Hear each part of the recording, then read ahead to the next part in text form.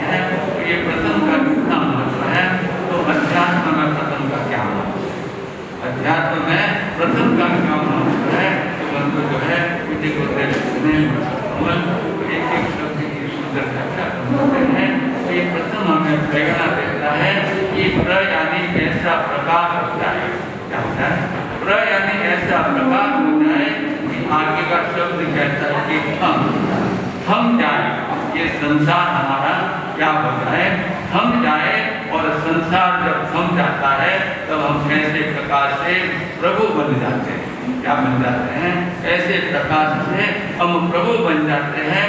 तो जब ऐसा जीवन में प्रकाश हो जाएगा, जब थम जाएगा संसार और हम चाहे प्रभु बन जाएंगे, तो उसके लिए अपने यहाँ बात चल रही है। अपने यहाँ बात चल रही है कि ये श्रावण का महीना, और इस श्रावण के महीने का महत्व किससे है? श्रवण से। श्रवण में श्रव में एक मात्रा अ की या आ की जुड़ती है, तब वो श्रावण बनता है। तो जब अ की मात्रा जुड़ती है तो इसका अर्थ होता है कि हम अ यानी अधिक से अधिक श्रवण करें। श्रावण महीने में अधिक से अधिक श्रवण करें, और जब आ की मात्रा जुड़ती है तो हम क्या करें? हम आत्मा की बातें, अध्यात्म की बातों का क्या है? अधिक से अधिक श्रवण करें।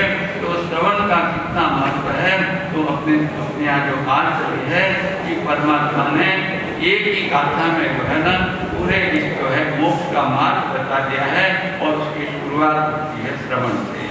श्रवणे नाने विज्ञाने खाने में अना सवे तवे वो बोधाने first impression is the last impression. पहला इंप्रेशन कौन सा है? श्रवण का। श्रवण ऐसा करे कि हमारी श्रद्धा बन जाए, श्रद्धा बन जाए, और जब श्रद्धा बन जाती है तो जीव क्या हो जाता है? परित्र संसारी हो जाता है, और वो श्रवण से श्रमण बनता है, और श्रवण से वो आचरण करते करते एक दिन क्या बन जाता है? वो भी श्रवण भगवान बन जाता है। तो ऐसे श्रवण का महत्व है, ऐसे इस प्रकाश का महत्व है। श्रवणे नाने, श्रवण से हमें ज्ञान के प्रकाश की प्राप्ति होती है। तो बंधो, ये श्रावण महीने का कृष्ण पक्ष को चला गया, शांति लाएंगे। कृष्ण पक्ष पूरा हो गया, और ये शुक्ल पक्ष जो है चल रहा है। हमारे शांतिलाल की संजय थे, तो बहुत ही अच्छी बात यही है। चेन्नई से आए हैं, लेकिन मूल तो बदनौर निवासी है, और हम हमारे लिए तो हमने तो बदनौर में एक मिनी चौमासा किया है ना, क्योंकि भीम चौमासे के पहले बदनौर में ठहरना हुआ, गर्मी भयंकर थी।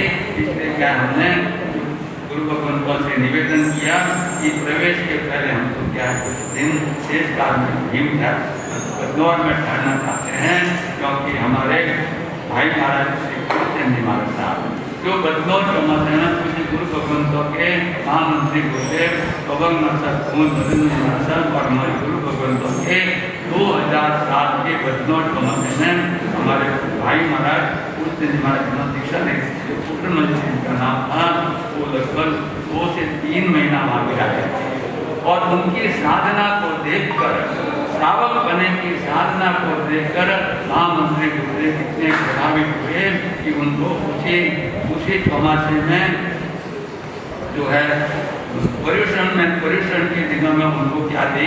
साधक रत्न की उपाधि दी, है ना। ऐसा बदनौर ये पुण्यशाली क्षेत्र है, और इस बदनौर का जो है हमारे ऊपर बहुत बड़ा उपकार है, क्योंकि बदनौर से जो है गुरु भगवान चौमासा करके हमारे गांव में सांदरा बजा रहे थे, और वो भी एक अकल्पनीय घटना थी, जिसके बारे में हम कल्पना ही नहीं कर सकते थे, क्योंकि महामंत्री ने स्पष्ट मना कर दिया था कि मैं तो कोई भी हालत में मारवाड़ नहीं आऊँगा, मैं तो मेवाड़ में विचरण करना चाहता हूँ, लेकिन नियति को कौन बदल सकता है।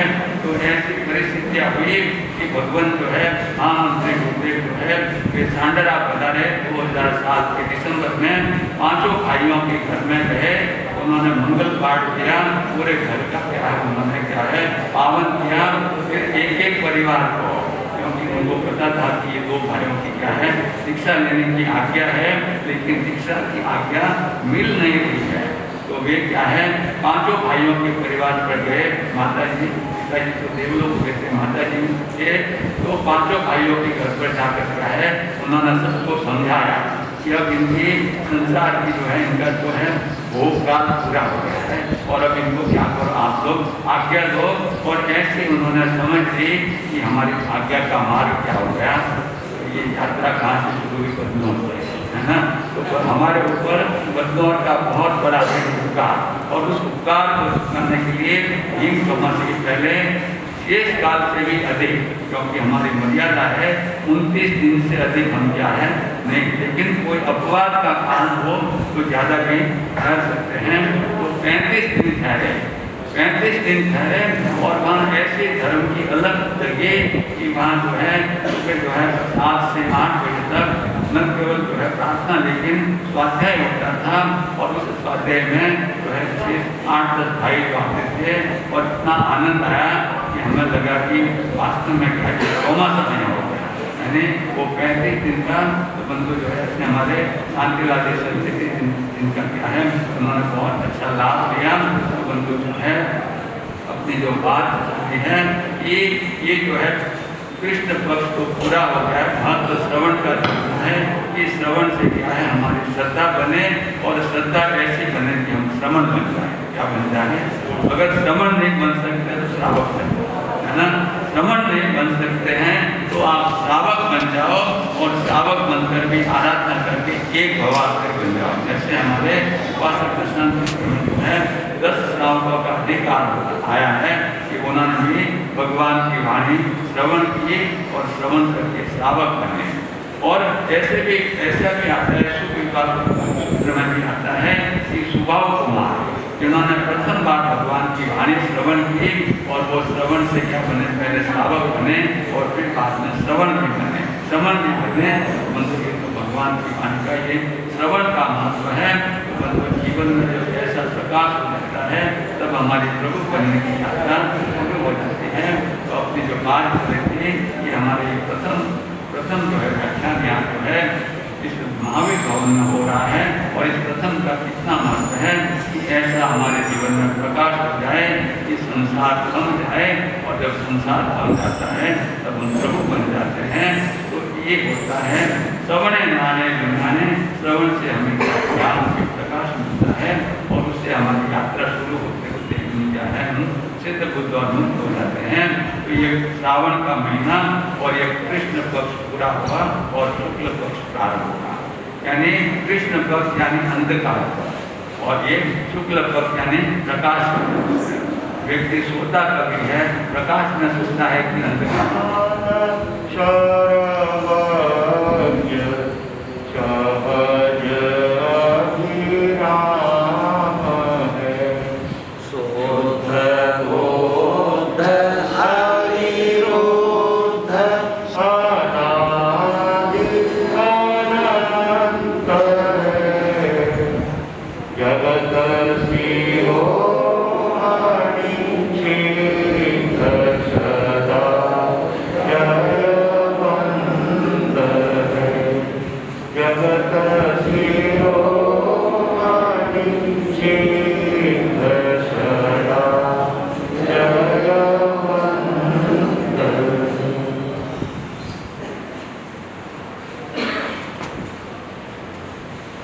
अनंत ज्ञान दर्शन के धारक, त्रैलोक्य प्रकाशक,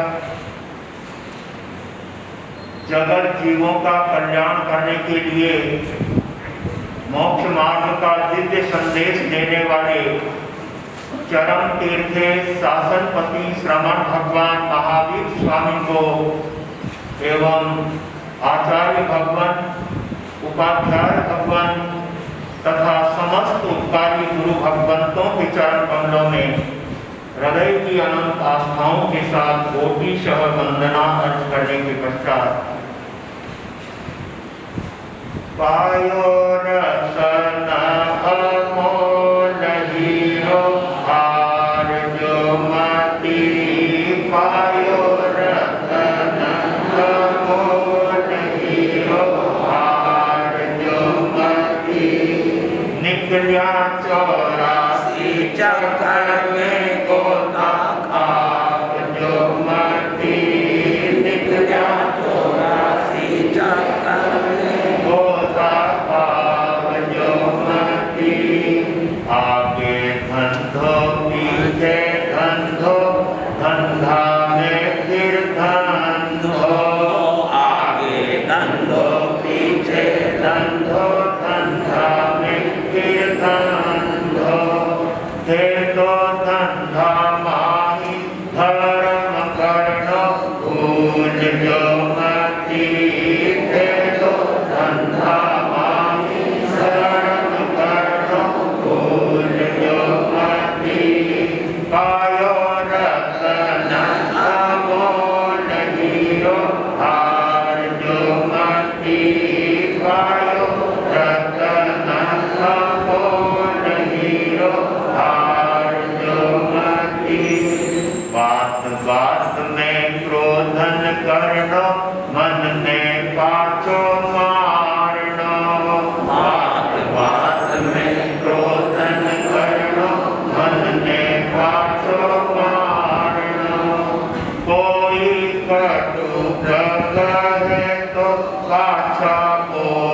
जो मति कोई कटु न कहे तो भाषा बोल जो मति पायो रतन अमोल हीरो हार जो मति पायो रतन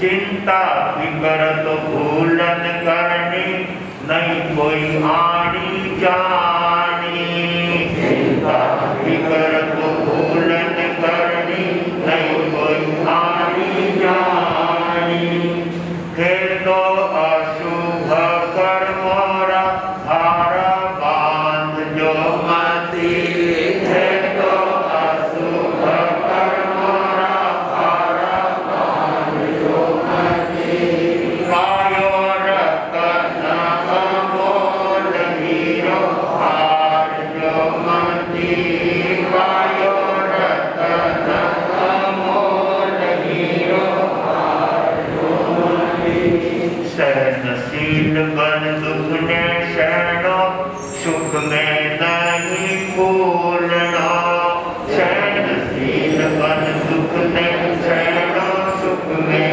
नहीं भूलना कोई प्रशंसा करे तो गोरा फूल जो मति कोई प्रशंसा करे तो गोरा फूल जो मति पायो रतन अमोल हीरो हार जो मति पायो रतन अमोल हीरो हार जो मति निकलिया 84 चक्कर में गोता भाव जो मति निकलिया 84 चक्कर में गोता भाव जो मति मारवाड़ी भाषा में एक बहुत सुंदर भजन प्रस्तुत किया जिसमें मानव जीवन को प्रेरणा देते हुए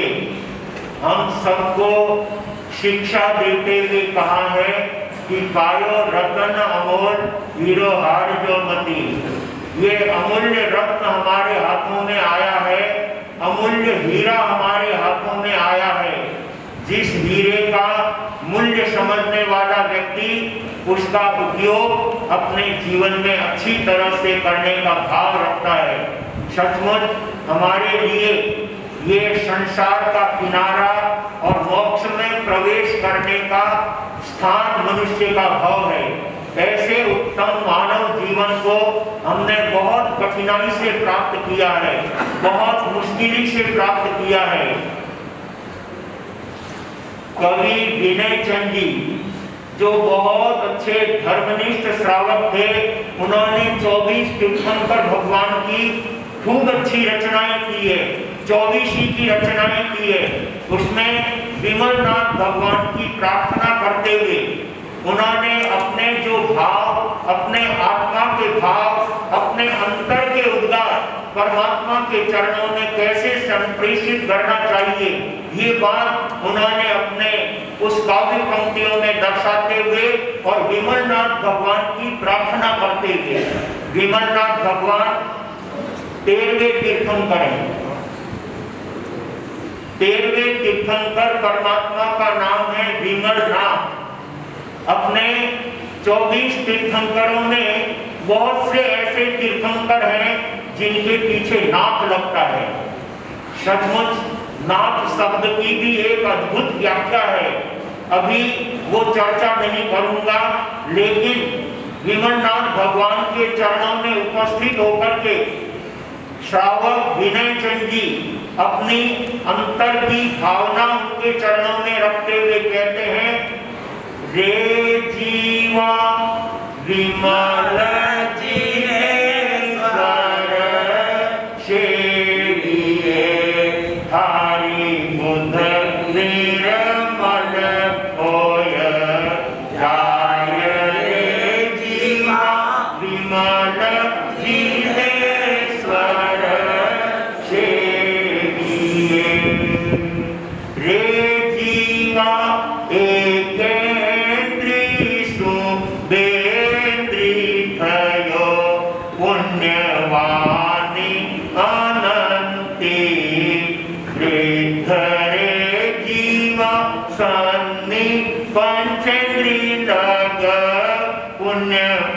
संख्या अनंता अनंत पर धरे जीवा विमल जिनेश्वर सेविये। विमल जिनेश्वर सेविये यानी विमलनाथ भगवान की सेवा करनी चाहिए, भक्ति करनी चाहिए, स्तुति करनी चाहिए। उस स्तुति के द्वारा हम भी तीर्थंकर परमात्मा के कुछ गुण अपने जीवन में अपनाकर अपनी आत्मा को धर्म के रंग से रंगने का प्रयास करें। ये बात दर्शाते हुए उन्होंने कहा कि ये मानव जीवन प्राप्त करने के लिए हमने कितना कितना पुण्य संग्रह किया, कितना कितना पुण्य हमने एकत्रित किया, जब जाकर के ये मनुष्य का भाव हमें सुलभ हुआ है। एकेन्द्रीषु बेन्द्री थयो पुण्यवानी अनंती वृद्धरे जीवा। एक इंद्रिय अधिक प्राप्त करने के लिए अनंत पुण्यवानी का संकलन करना पड़ता है, तब जीव एकेन्द्रीय से बेन्द्रीय बनता है, बेन्द्रीय से तेन्द्रीय अनंत पुण्यवानी बढ़ने पर होता है। ऐसे अनंत पुण्यवानी करने पर सन्नी पंचेंद्रिय और उस सन्नी पंचेंद्रिय में भी अनंत पुण्यवानी की वृद्धि होती है, तब आत्मा को ये मनुष्य का भाव प्राप्त होता है। 84 लाख जीव योनि में भ्रमण करते हुए, अनंत भाव भ्रमण करते हुए एक मनुष्य का जीवन हमें बहुत मुश्किल से मिला है, बहुत कठिनाई से मिला है और अब हम किनारे पर आ गए हैं। अब थोड़ा ही जोर देने की आवश्यकता है। जितना जोर अब तक हमने लगाया है उसमें अब अधिक जोर लगाने की आवश्यकता नहीं है। पर संजय जी साहब ज्ञानी कहते हैं थोड़ा जोर और दो और संसार को ऊपर से कह रहे हैं, खाली अंदर अंदर से जो बात उठती है वो रास्ते को पार करने वाली होती है, वो मंजिल को दिलाने वाली होती है। जब अंदर से ये उद्गार निकलेंगे कि हमें थोड़ा जोर और लगाना है, थोड़ी धर्म आराधना और करना है, थोड़ा प्रयत्न और करना है कि इस मनुष्य जीवन से हम सीधे मोक्ष में चले जाएं।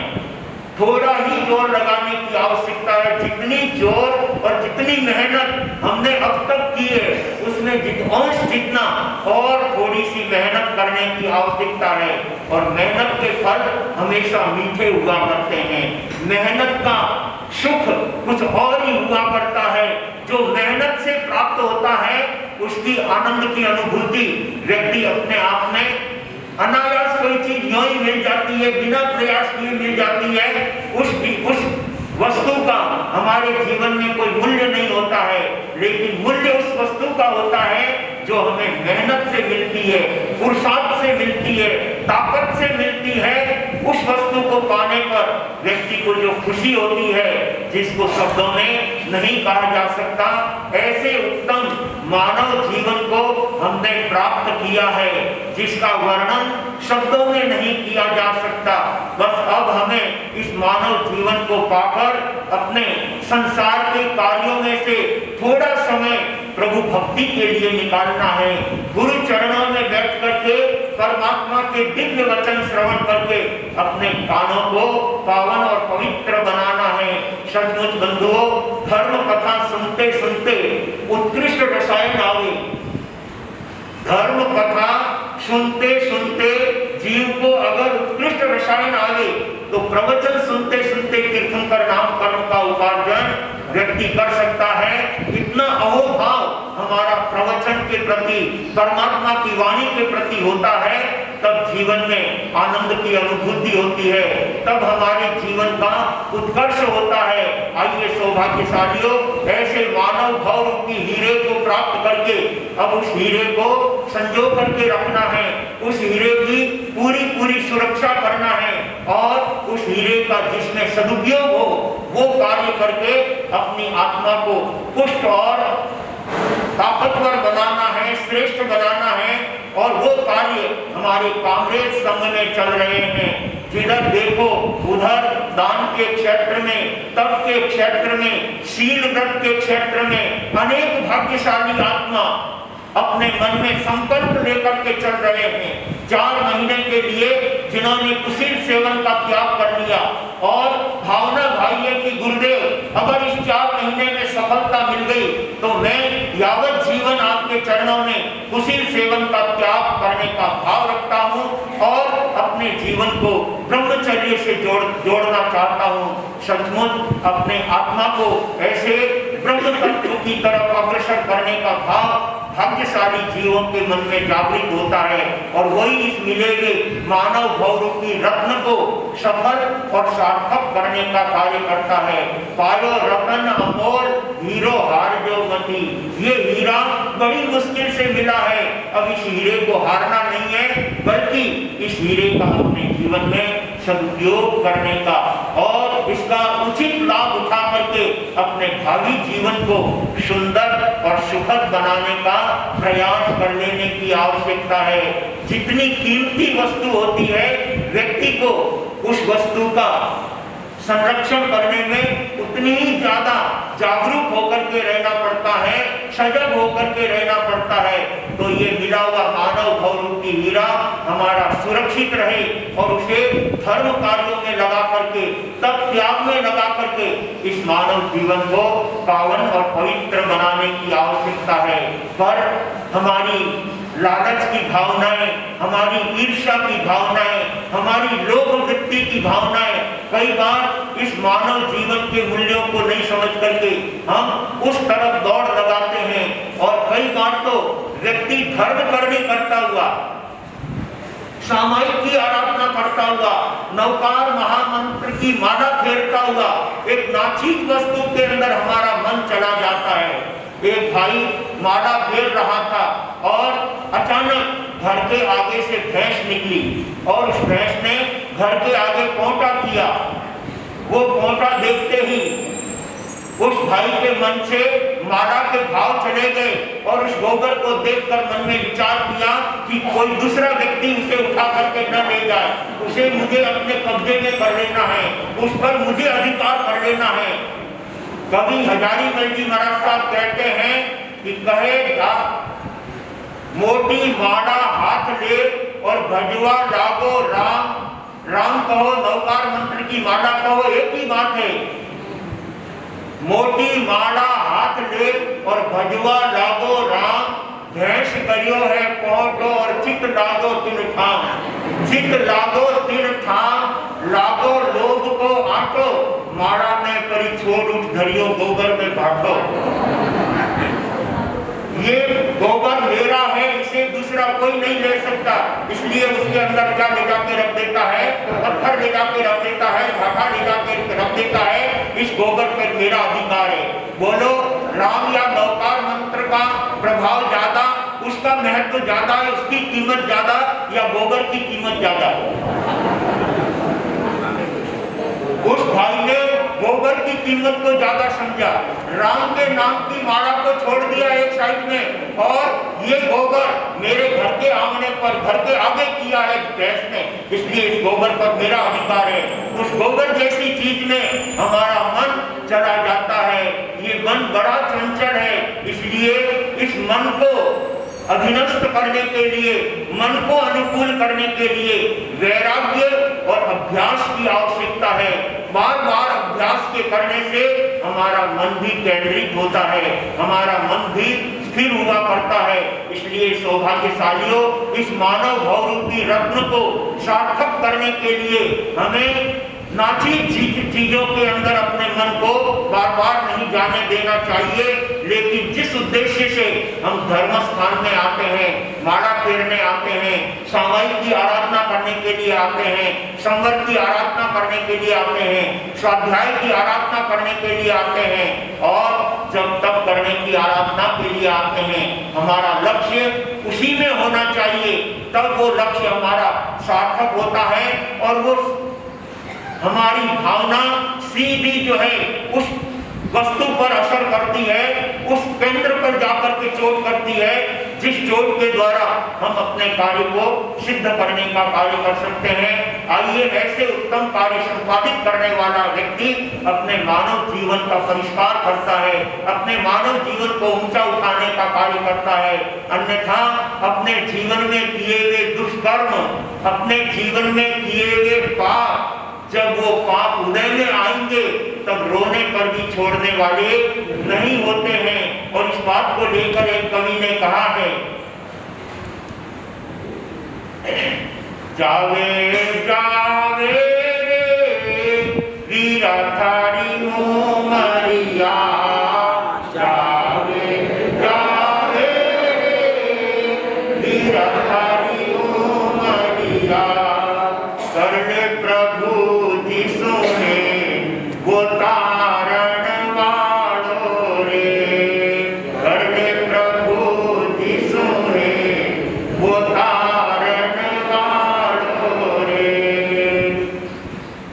सचमुच बंधुओं, परमात्मा की वाणी, परमात्मा की भक्ति और परमात्मा के संदेशों से हमारा तिरना सहज हो सकता है।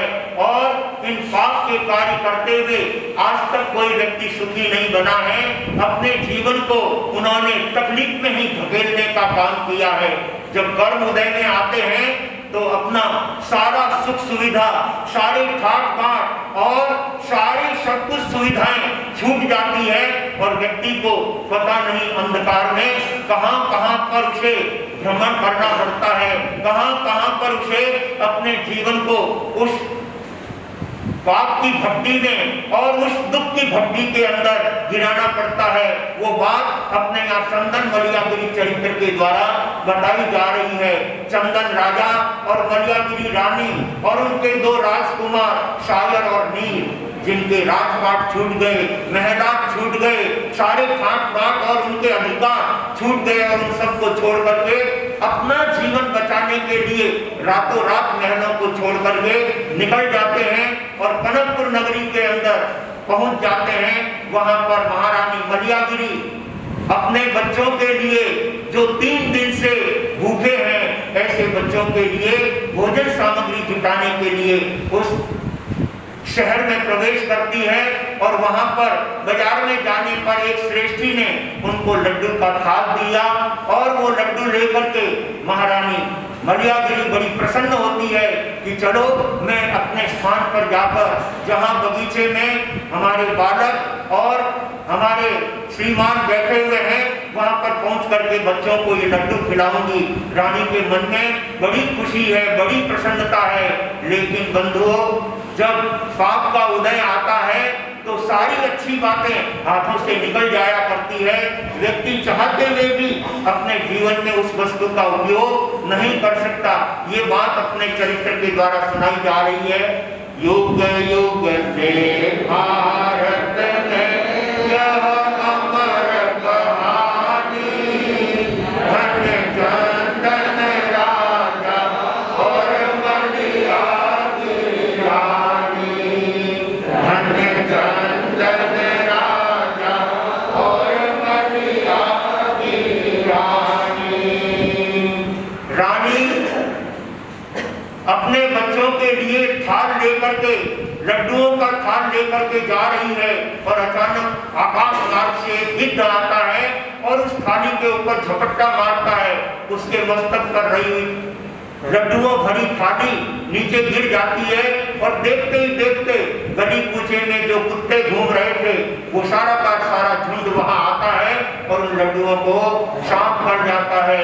रानी बड़ी पश्चाताप करती है, ओहो हमारे भाग्य में ये लड्डू नहीं है, मैं क्या सोच करके चल रही थी और क्या आफत हमारे सामने आकर के खड़ी हो गई है। कैसा हमारा सुख सुविधा भरा जीवन था, लेकिन आज कर्मों ने ऐसा धक्का दिया कि हम दर दर के भिखारी जैसे हो गए हैं। लड्डू भी हमारे भाग्य में नहीं। मैं चाहती थी अपने बच्चों को लड्डू खिला करके और उनको परितृप्त करना चाहती थी, लेकिन वो हमारे भाग्य में कहाँ है। वह मलियागिरी वापिस वहां से चल करके उसी सेठ के पास भाई समझ करके वापिस उनके पास जाती है। रानी घबराते चली शेख के आई, जो बनी बात वो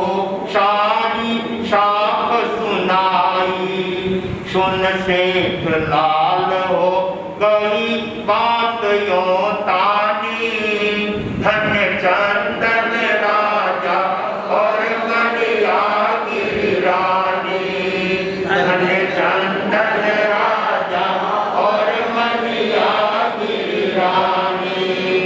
तुम भूखे नहीं हो झूठा जाल रचाया, भूखा ऐसा असावधान नहीं पाया। फिर लेने आ गई रच कर झूठ कहानी, धन्य चंदन राजा और कलिया की रानी, धन्य चंदन राजा और कलिया की रानी। मलियागिरी अपने बच्चों के लिए भोजन सामग्री प्राप्त करने के लिए पुनः वो सेठ के पास जाती है और बड़े द्रवित भावों से सेठ साहब के सामने निवेदन करती है कि भाई साहब, मैं लड्डू लेकर के जा रही थी, बीच में एक गिद्ध आया और उसने झपटा मार करके लड्डू सारे बिखेर दिए और उनको लड्डुओं को कुत्ता साफ कर गया। मैं अपने बच्चों को लड्डू नहीं खिला सकी, थोड़ी और कृपा करोगे, थोड़ी और मेहरबानी करोगे तो हम पर आपका बहुत अच्छा उपकार होगा। शेख इस बात को सुनकर कहने लगे, तुम भूखे नहीं हो, और जो भूखे होते हैं वो इतने असावधान नहीं हुआ करते हैं, वो तो अपनी सावधानी से हर वस्तु को लेकर के जाते हैं। तुम झूठी कहानी रच करके वापस और कुछ पाने के लिए आ गई हो, तुम्हें अब लड्डू मिलने वाले नहीं है, अब तुम्हें कुछ भी वस्तु मिलने वाली नहीं है।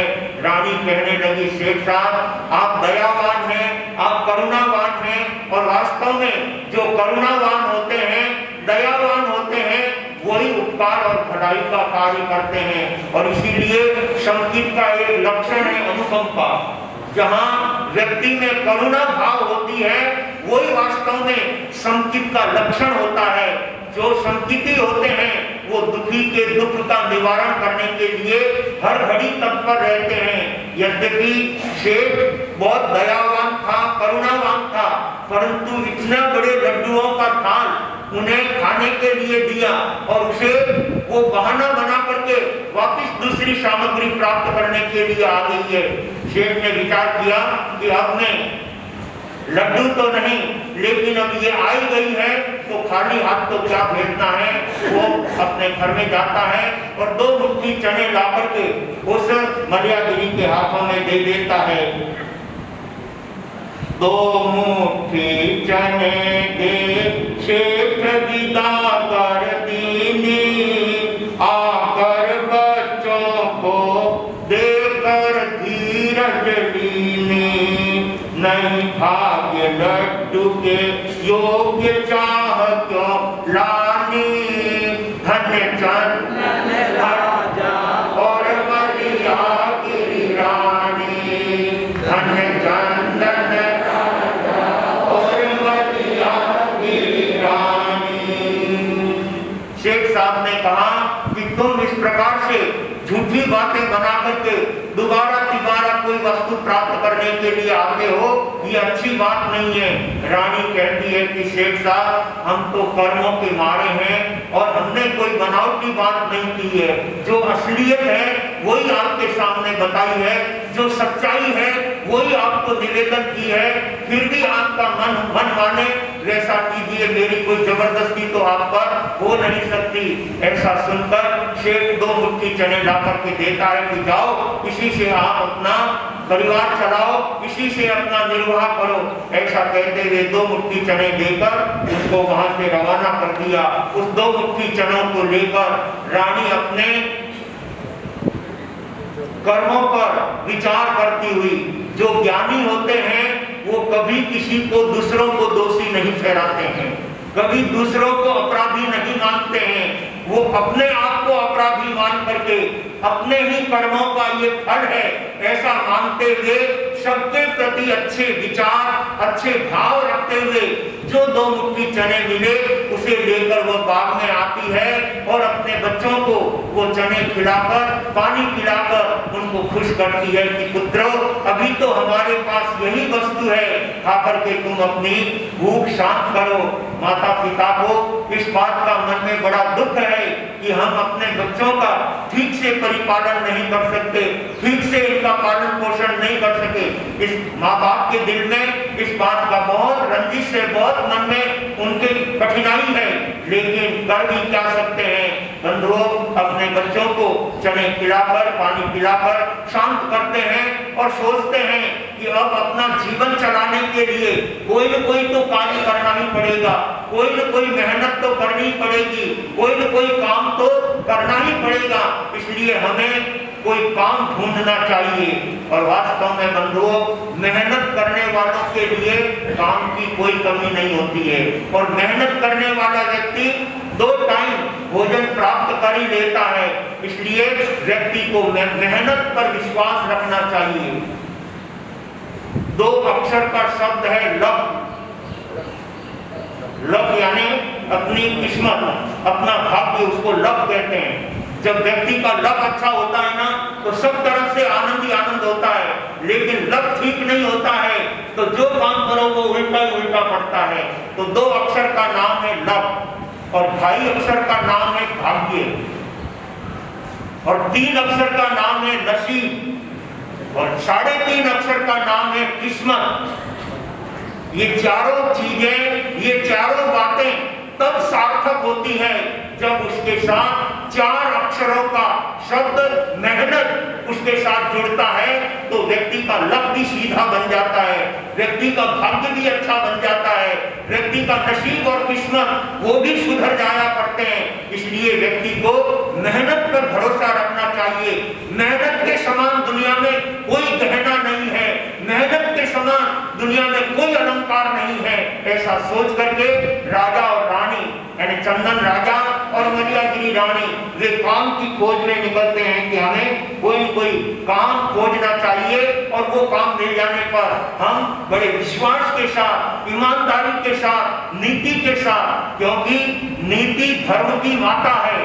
सचमुच में व्यक्ति नीति से कोई काम करता है तो धीरे धीरे सफलता प्राप्त करता हुआ वो शिखर तक जा सकता है, लेकिन जो नीति को साइड में रख देता है वो कभी सफल नहीं हो सकता है। राजा और रानी अपने दिल में नीति और न्याय के भाव लेकर अपने काम पाने के लिए वहां से रवाना होते हैं।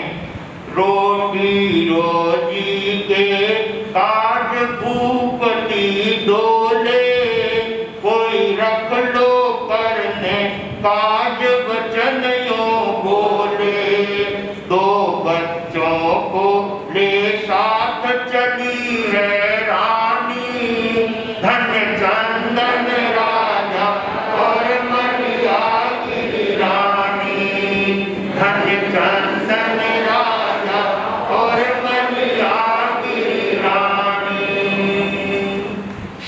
वो चंदन राजा और मलियागिरी रानी कनकपुर नगरी के अंदर काम खोजने के लिए निकलते हैं। हमें कोई काम के लिए रख लो, मर्जी हो देना, लेकिन काम चाहिए हमको। हम आपका काम दिल से करेंगे, भावना से करेंगे, अपना समझ करके करेंगे। इस तरह से काम ढूंढते ढूंढते एक देवस्थान जहां पर पुजारी की आवश्यकता थी, गांव के लोगों ने देखा अपने देवस्थान में पुजारी नहीं है और ये अपने पास काम मांगने के लिए आए हैं, तो इनको देवस्थान संभाला देते हैं और ये देवस्थान के अंदर दोनों टाइम देवस्थान की पूजा करेगा और वहां की साफ सफाई का पूरा ध्यान रखेगा। लोगों ने मिलकर के उस चंदन राजा से कहा कि भाई हम तुम्हें इस देवस्थान का काम सौंपते हैं, यहाँ की साफ सफाई और यहाँ की व्यवस्था तुम्हें संभालना है और देवस्थान की बराबर जो है तुम्हें सुरक्षा करना है, पूजा वगैरह का पूरा ध्यान रखना है। राजा ने वो काम गांव वालों के द्वारा पाकर उन्होंने विश्वास दिलाया कि हम पूरे सावधानी के साथ में, ईमानदारी के साथ में, नेकी के साथ में हम आपके देवस्थान का काम करेंगे। और उन्होंने रोटी और कपड़ा इसके बदले में वो काम प्राप्त कर लिया कि हम इसके बदले में आपको रोटी देंगे 2 टाइम और पहनने के लिए कपड़ा देंगे। उस 2 वस्तुओं के अगर पाकर के तुम देवस्थान का काम संभालना चाहते हो तो संभालो। चंदन राजा सोचने लगा कि चलो कम से कम पग रखने की तो जगह मिली, अपने परिवार आराम से तो कम से कम रह सकेंगे। धीरे धीरे मेहनत करते हुए आगे बढ़ेंगे। एक देवस्थान की पूजा राजा पाए, बदले में भोजन वस्त्र उन्हें मिल जाए। रानी भी भरने लगी एक घर पानी, धन्य चंदन राजा और मटिया की रानी, धन्य चंदन राजा और मटिया की रानी। सचमुच बंधुओं, उनको देवस्थान पर काम मिल जाता है। राजा बड़ा प्रसन्न होता है कि चलो रोटी और कपड़ा मिल जाएगा और रहने के लिए स्थान मिल जाएगा। उसके बाद आगे हम अच्छी मेहनत करेंगे तो वो मेहनत भी रंग लाएगी और अपना काम चलता रहेगा। राजा ने उस देवस्थान का काम संभाल लिया और रानी जिस मलियागिरी ने कभी लोटा भर करके उठाने का भी काम नहीं पड़ा था, लेकिन आज परिस्थितियों ने उनको ऐसा उलझाया है, वो एक व्यक्ति के यहाँ पर, एक परिवार के यहाँ पर पानी भरने का काम करती है और अपना और अपने बच्चों का अच्छी तरह से निर्वाह करती है। जब परिस्थितियां आती है तो व्यक्ति को सब काम करना पड़ता है और काम करने में व्यक्ति को कभी भी किसी भी तरह का मन में संकोच करना ही नहीं चाहिए। काम की कोई मैनी नहीं होती है, चोरी की मैनी होती है, लेकिन काम करने वालों को कोई जो है ताना नहीं देते हैं, कोई उनको जो है अंगुली नहीं बताते हैं। काम करने वालों की तो प्रशंसा होती है। राजा ने बड़े सावधानी के साथ, नीतिमत्ता के साथ उस देवस्थान को अच्छे से संभाला। व्यवस्थित उसकी साफ सफाई का ध्यान रखना, देवस्थान की दोनों टाइम बराबर पूजा पाठ करना, ये थोड़े ही दिनों में सारा वातावरण देख करके गांव के लोग, कनकपुरी के लोग कहने लगे कितने ईमानदार लोग हैं और कितनी मेहनत करते हैं। देवस्थान की इस तरह से सफाई, एक एक वस्तु की सफाई करते हैं, अपना घर समझकर कष्ट देते हैं और उस कर्मों के निवारण के लिए व्यक्ति को दिल से परमात्मा के साथ जुड़ना चाहिए, दिल से गुरु के साथ जुड़ना चाहिए और उनकी हो सके उतनी भक्ति करते हुए अपने जीवन को परमात्मा के संदेशों से जोड़ने का कार्य करना चाहिए। तब हमारे पाप हल्के पड़ते हैं और पुण्य बढ़ता है। तब व्यक्ति के जीवन में सब तरह की सुख सुविधा वापिस आने लगती है। इस बात को राजा और रानी अच्छी तरह से समझते हैं। अपने जीवन में कभी कोई गलत करने का वो विचार ही नहीं रखते हैं, चाहे जैसी कठिनाई आए, चाहे जैसा दुख आए, लेकिन हमें अनिति नहीं करना है, हमें चोरी नहीं करना है। किसी की कोई वस्तु पड़ी है, चाहे भले ऊंची से ऊंची धातु पड़ी है, लेकिन आकर के बैठ जाए, इसलिए चोरी का इल्जाम लगा करके उनको घर से निकाल देती है। कर्म इस तरह से धक्के देते हैं।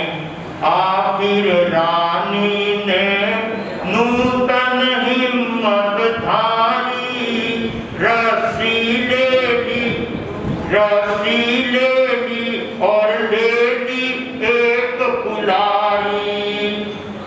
वन में लकड़ी लाने की मन में ठानी, धन्य चंदन राजा और मनिया की रानी, धन्य चंदन राजा और मनिया की रानी।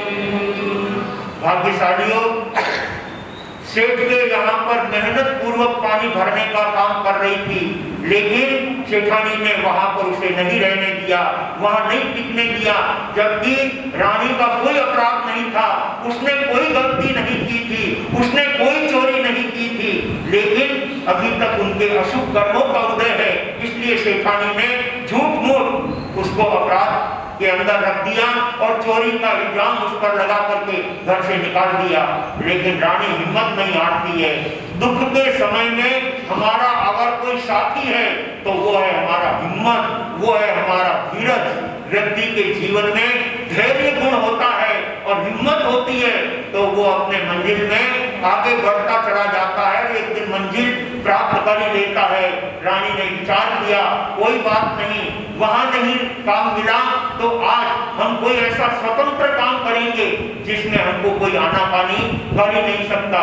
ऐसा समझकर रानी ने हिम्मत के साथ में एक मजबूत रस्सी ली और रस्सी के साथ एक कुल्हाड़ी ली जिससे लकड़ियां काट करके और रस्सी के द्वारा भारा बांध करके बाजार में ला करके बेचा जा सके। बस रानी ने उसके बाद ये काम अपना लिया, रोज जंगल में जाती है, वन में जाती है, लकड़ियां काटती है कुल्हाड़ी से और लकड़ी का एक भारा बना करके जितना वो उठा सकती है ऐसा भारा बना करके बाजार में लाती है, कनकपुर नगरी में लाती है और बेच करके जो पैसे आते हैं उसी से अपना निर्वाह करती है, बच्चों का पालन पोषण करती है। इस तरह से चंदन मलियागिरी का और दोनों पुत्र सायर और नील का कनकपुरी के बाहर देवस्थान में व्यवहार चल रहा है।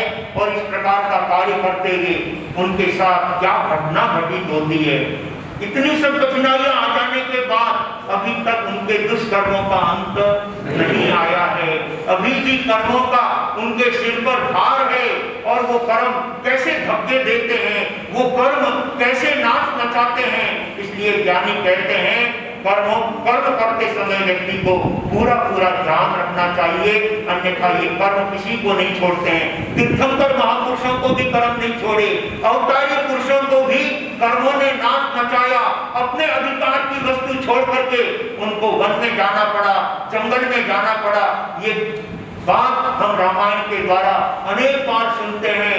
महापुरुषों को भी कर्म कभी नहीं छोड़ते हैं। तो आइए भाग्यशालियों, हम अपने जीवन में कर्मों से बचने का प्रयास करेंगे और अपने जीवन में जितना हो सके दूसरों का भला करेंगे, दूसरों का अच्छा सोचेंगे, कभी किसी के लिए गलत कार्य नहीं करेंगे, कभी किसी को धोखा नहीं देंगे, कभी किसी के साथ अनीति नहीं करेंगे, कभी किसी के साथ ठगाई नहीं करेंगे। जो दूसरों को ठगने जाता है उसकी आत्मा ठगा जाती है। दूसरा तो ठगेगा या नहीं ठगेगा, लेकिन हमारी आत्मा तो ठगा गई ऐसा समझ करके कभी ऐसे गलत कार्य जीवन में नहीं करना चाहिए। राजा और रानी, चंदन राजा और मलियागिरी बहुत भावनाओं के साथ सब कार्य करते हुए, सेवा के कार्य करते हुए, मेहनत के कार्य करते हुए अपने परिवार का भली भांति पालन कर रहे हैं। और अब आगे क्या घटना घटित होती है, रानी के साथ में किस प्रकार का व्यवहार आकर के खड़ा हो जाता है, ये बात हम क्रमशः आगे ये चरित्र सुनेंगे तो पता चलेगा। वन से लकड़ियां काट करके लाकर बाजार में बेचना और इतनी मेहनत से काम करते हुए भी अभी कर्म उनके मंद नहीं पड़े हैं, अभी कर्म उनको किसी न किसी तरह का दुख देने के लिए उपस्थित हैं। और कर्म जब आकर के खड़े होते हैं ना तो वो कोई रिश्वत लेते नहीं है, वहां पर किसी भी प्रकार की कोई रिश्वतखोरी नहीं चलती है। कर्मों के सामने जो किया है वो तुम्हें भुगतना ही भुगतना है। इसलिए ज्ञानी कहते हैं अपने जीवन में हमेशा अच्छा करने का भाव बनाओ, अपने जीवन में धर्म कार्य, तब के कार्य जितना हो उतना करो, लेकिन कभी किसी का बुरा, कभी किसी का गलत, कभी किसी के प्रति अन्याय और अनीति का भाव दिल में भी नहीं लाना चाहिए। तब हमारे जीवन का उत्कर्ष होता है। बंधुओं, किस प्रकार से आगे चंदन राजा और मलियागिरी के साथ में व्यवहार घटित होगा ये हम क्रमशः आगे सुनते चले जाएंगे। परंतु अपने धर्म संघ के अंदर निरंतर यहाँ पर तप त्याग की झड़ी लगी हुई है। जैसे श्रावण महीने में मेघ राजा बारिश की झड़ियां लगा रहा है, ऐसे ही हमारे यहाँ पर तप अनुष्ठान भी चल रहे हैं। एक बालक साईं 13 वर्ष 14 वर्ष का बालक जिनके आज 9 उपवास संपन्न हो चुके हैं, 9 उपवास का उनके आज पारना है। छोटे छोटे बच्चों में भी तप करने का उत्साह है। अनेक भाइयों के आज 5 उपवास है, किसी के 7 उपवास है और गुप्त रूप से संतों के पास आकर के तप प्रत्याख्यान ले रहे हैं, उन सभी तपस्वियों के तप की शिक्षा का पूछते हुए हम उनके तप की पूरी पूरी अनुमोदना करते हैं। आइए सौभाग्यशालियों, ऐसे तपस्वियों के तप का अनुमोदन हमें भावपूर्वक करते हुए और उन सभी तपस्वियों के शिक्षाता रहते हुए वे अपने तप के क्षेत्र में आगे बढ़े। चावत परिवार ने आज 11 उपवास, जिनके 9 उपवास की पछतावनी का कार्यक्रम हो गया, बाद में भावना बढ़ी कि 11 कर लेते हैं। आज उनके 11 उपवास की तपश्चर्या है। सौभाग्यशाली होते हैं जो अपने धर्म के क्षेत्र में, तप के क्षेत्र में आगे बढ़ने का भाव रखते हैं। सचमुच ऐसे आगे बढ़ने वाली सभी तपस्वियों की शिक्षाता की मंगल कामना करते हुए वे अपने धर्म आराधना में और तप त्याग में खूब आगे बढ़े। ऐसी मंगल मनीषाओं के साथ आज हमारे बीच में अमृत गुरु सेवा संस्थान चेन्नई से वहाँ के भाई बहन संग लेकर के यहाँ उपस्थित हुए हैं। भाई अशोक जी भलावर और शांति लाल जी साहब संचेती अपने कार्यकर्ताओं के साथ में गुरु दर्शन की भावना लेकर यहाँ उपस्थित हुए हैं। सचमुच हमने बदनौरा क्षेत्र को बहुत भावनाओं के साथ देखा है, जहाँ गुरुदेव महामंत्री सौभाग्य मुनि जी महाराज साहब के सेवा में और पूज्य प्रवर्तक मदन मुनि जी महाराज साहब की सेवा में 7 की साल में बदनौर चातुर्मास किया और उस चातुर्मास में मास कमल की तपस्याएं, 30 की तपस्याएं और 51 तक की तपस्याएं बदनौर क्षेत्र में हुई। छोटा सा गांव, 30 घरों का गांव, लेकिन जहां पर अनेक प्रकार के मास कमल की तपस्या और पर्युषण पर्वादि राज के अंदर अकाइयों की लाइन लग गई। ऐसे अद्भुत धर्म भावना रखने वाले बदनौर संघ के कार्यकर्ता और साथ ही हमारे अशोक भाई भलावर जो हमारे अमृत गुरु सेवा समिति के अध्यक्ष, चेन्नई के अध्यक्ष हैं और गुरु भक्ति का सुंदर भाव बताते हुए हमारे शाहूकार के चातुर्मास के समय में अमृत गुरु सेवा संस्थान का वहां पर निर्माण हुआ था और उस सेवा संस्थान के द्वारा बहुत सुंदर भक्ति, धर्म, ध्यान, तप त्याग की आराधना के साथ गुरुओं के आदर्श को आगे रख करके चलने वाले ये श्रावक आज गुरु दर्शन की भावना लेकर उपस्थित हुए हैं। सभी गुरु भक्तों के इस उत्तम सेवा भावनाओं का अनुमोदन करते हैं। सौभाग्यशालियों, तप त्याग के साथ में ये श्रावण महीना अब संपन्नता की तरफ अग्रसर है। श्रावण दौड़ता हुआ चला जा रहा है और देखते देखते भादवा महीना हमारे सामने आ जाएगा। जो जो अपने मन में संकल्प कर रखा है उस संकल्प के साथ हमें तप त्याग में और धर्म ध्यान में आगे बढ़ना है। आज बारिश होने की वजह से हमारा कार्यक्रम प्रवचन का यही महावीर भवन में रहा। हमेशा प्रवचन का कार्यक्रम तेरापन सभा भवन में होता है, लेकिन आज बारिश की वजह से वहां नहीं जा सके। यहीं पर ये प्रवचन का आयोजन हुआ। सभी भाई बहनों ने बहुत उत्तम भावनाओं के साथ प्रवचन का लाभ ले रहे हैं। सभी को बहुत बहुत धन्यवाद, साधुवाद। और इसी तरह से हमारे इस धर्म संघ का गौरव बढ़ाते हुए विभिन्न प्रकार के तप त्याग में आप अपना पुरुषार्थ करें, आप अपनी शक्ति का उपयोग करें और जिन शासन की प्रभावना करने में आप अपना यथायोग्य सहयोग सहकार दे करके जिन शासन की प्रभावना करें। इससे हमारे जीवन का उत्कर्ष होगा, हमारी आत्मा पावन और पवित्र बनेगी। इन्हीं भावों के साथ मैं अपने शब्दों को ये पर विराम देता हूँ। और हमारा भी भाग्य, वैसे तो गुरुदेव का आगमन हमारा 5 जुलाई और इस महावीर भवन पे उनका आगमन हो चुका था, पावन चरण कर चुके थे।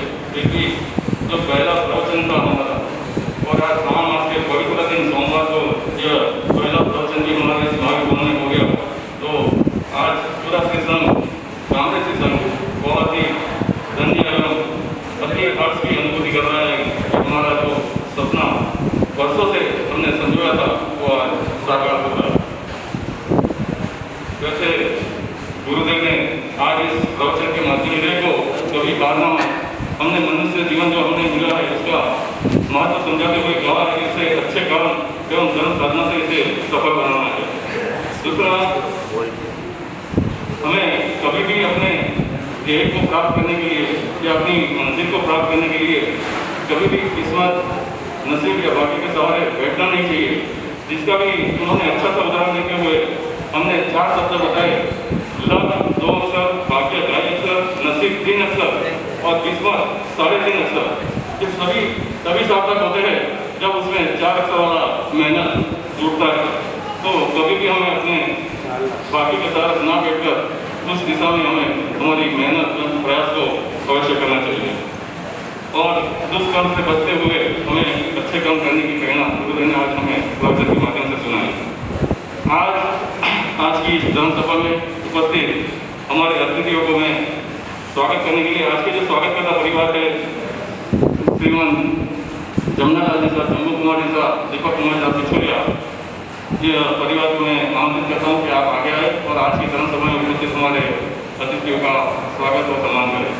सबसे पहले सम्मान में श्रीमान अशोक कुमार जी साहब बालावाल चेन्नई की जो गुरु अम्बेड सेवा समिति के अध्यक्ष है, वो आज हमारी के मंत्री है, वो अपने जय जगत्यामोमयम जय सूर्यानम कहो तिथ्यानम पश्चिमो जय उलोगानम जय महत्वा महावीरो जय महत्वा महावीरो। शासनिक प्रभु भगवान महावीर स्वामी बारे में जिनवाणी श्रवण करते हुए जरे हम श्रावक जिनवाणी श्रवण करते हैं, हम श्रवण बन सकते हैं, श्रावक बन सकते हैं और श्रावक से श्रवण बनते हुए भगवान बन सकते हैं। तो ये हमारा पुरुषार्थी मूल पुरुषार्थी मतलब जिनवाणी श्रवण करते हुए हम यदि इसी पुरुषार्थ के ऊपर आगे बढ़ेंगे तो हम संसार को कम करते हुए मोक्ष की यात्रा कर पाएंगे। अभी कुछ गौतम मुनि जी महाराज साहब ने मानव जीवन की महत्ता बताते हुए जिन सदाचार के बारे में शायद जो समझाया, बहुत ही चिंतनीय मतलब मोक्ष की तरफ बढ़ने के बहुत सरल उपाय हैं। तो हम इन्हीं विचारों पर हम अपने पुरस्कार करेंगे तो हम अपना जीवन सफल बना पाएंगे। कुछ गुरु भगवान को कहा करते में चातुर्मास हुआ तो हमें सेवा का मिला और जो अम्बेडकर सेवा समिति का जो गठन उस समय हुआ वह पौधा निरंतर गतिमान है, बढ़ रहा है। हम पुरस्कार करते रहेंगे और इस पौधे को आगे करते रहेंगे। इन्हीं भावनाओं के साथ बंधु हमारे गुरुवर सुप्रवर्तक श्रवण सिंह, सुप्रवर्तक विनय मुनि महाराज एवं प्रवचन के श्री गौतम मुनि महाराज आदि थाना 5 का चातुर्मास कांग्रेस के संघ में बहुत ही तप एवं धर्म साधना के साथ जोश और उत्साह के साथ गतिमान है और जो भी तपस्या इस संघ में चल रही है उसमें शायद आज हमारे बीच लादू लाल जी साहब परिवार लसकाना से उनके आज 5 है और आगे बढ़ने के भाव है। काका से प्रथम बार तब किया इन्होंने आगे बढ़ने के और बहुत भावनाओं से आगे बढ़ रहे हैं। बहुत बहुत धन्यवाद। वैसी एक तपस्या और चल रही है जिसकी सूचना भी हमें मिली है। संसार में दिनेश जी दत्त के पुत्र तक उनके आज 15 उपवास है, वो भी यहाँ पर उपस्थित नहीं पर आगे बढ़ने के बाद है या कुछ भी उनकी सूचनाओं आगे प्रवचन के माध्यम में बताएंगे। ऐसी गुप्त तपस्या बहुत सारी चल रही है। उन सभी तपस्वियों को श्री संघ की ओर से मैं उन सभी की तपस्वियों की सुख साधना पूछते हुए, उनके शरीर स्वास्थ्य की सुख साधना पूछते हुए, उनकी तपस्या, उनके संकल्प को निर्विघ्न गुरुदेव एवं जिन शासन माता की आशीर्वाद एवं शक्ति से उनकी सभी तपस्या निर्विघ्न उनके संकल्प को प्राप्त करे, यही मंगल भाव शुभकामना हम श्री संघ की ओर से उन्हें प्रदान करते हैं। उनकी तपस्या की खूब अनुमोदना करते हैं।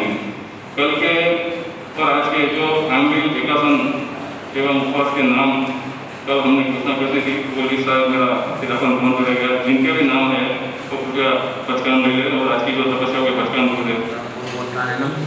महत्राकारिणम सब समाहि हत्याकारिणम गो श्री तपस्या करने वालों को धन्यवाद। आज के 2 उपवास, 3 उपवास, 4 उपवास, 5 उपवास, 5 उपवास भाई श्री लादू राय जी साहब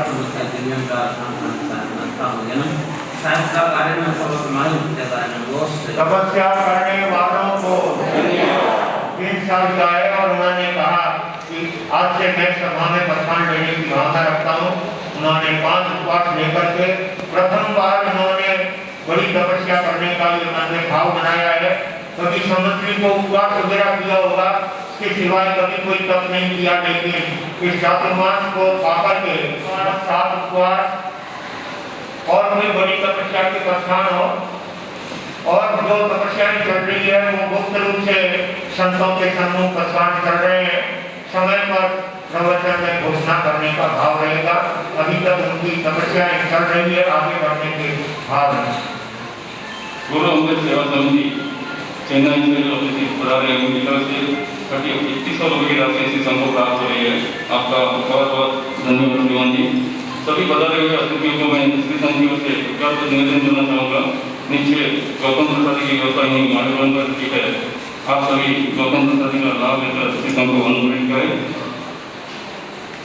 आगे जय जय कृष्ण शासन का चांद, जय जय प्यारा देवानंद, आरती उतारे भक्ति दीप भरे, धरा गगन पुलकित प्रकृति कण कण तुम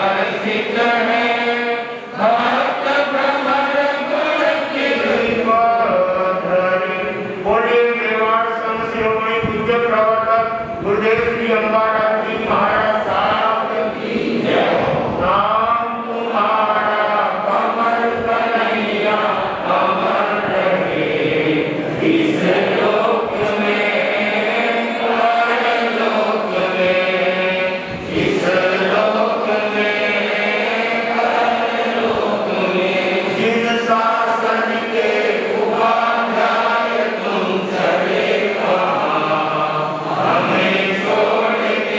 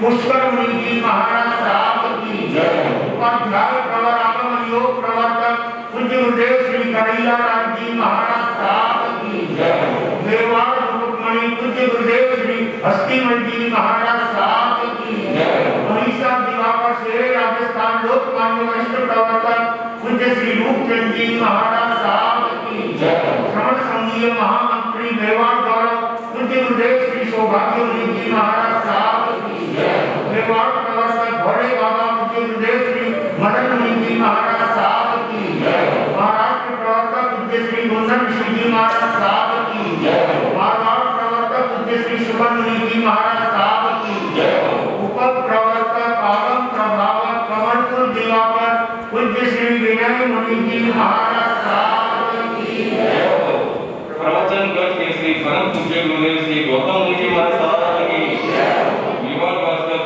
गुरुदेव श्री कमल मुनि जी महाराज साहब की तपो केसरी श्री संजय मुनि जी महाराज साहब की तत्व चिंतक श्री सागर मुनि जी महाराज साहब की नव दीक्षित श्री चैतन्य मुनि जी महाराज साहब की राजस्थान श्रेणी परम पूज्य गौरी मियां श्री प्रेमानंद जी महाराज साहब की सभी साधु संतों की आज के आनंद की आज के सामूहिक प्रत्याख्यान भोजन करने के पहले 5 नमस्कार मंत्र कहना, किसी को कठोर शब्द नहीं कहना, भोजन में झूठा नहीं डालना, सभी स्वधर्मी भाई बहनों को जय जयेंद्र कहना, अपनी अपनी धारणा के अनुसार प्रत्याख्यान सब बनते को इतना पावन होती है। दया सुखानी दया सुखानी